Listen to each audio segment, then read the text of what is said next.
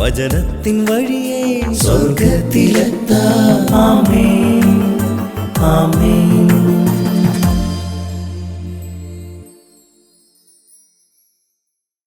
യേശുവിന്റെ ഏറ്റവും പ്രിയപ്പെട്ട കുഞ്ഞെ, യോഹന്നാന്റെ 3-ാം ലേഖനം 11-ാം വാക്യം, വാത്സല്യഭാജനമേ, നന്മയെ അനുകരിക്കുവിൻ, തിന്മയെ അനുകരിക്കരുത്. നന്മ പ്രവർത്തിക്കുന്നവൻ ദൈവത്തിന്റെ സ്വന്തമാണ്. വാത്സല്യഭാജനമേ, നിനക്ക് സ്ട്രെയിൻ ഉണ്ട്, സ്ട്രെസ് ഉണ്ട്, ഭാരമുണ്ട്. ഈ മനുഷ്യരോടൊക്കെ മല്ലടിക്കാൻ, തിന്മയ്ക്ക് പകരം തിന്മ ചെയ്യാൻ നിനക്കുള്ളിൽ ഭയങ്കരമായ കൊതിയുണ്ട്. നന്മ പ്രവർത്തിച്ചിട്ട് ഒരു ചുക്കും നടന്നിട്ടില്ല എന്ന് ചിന്തയുമുണ്ട്.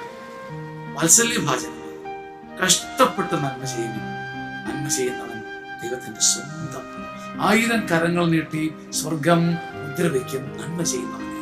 ആ ഭാഗ്യം നിനക്ക് കിട്ടട്ടെ.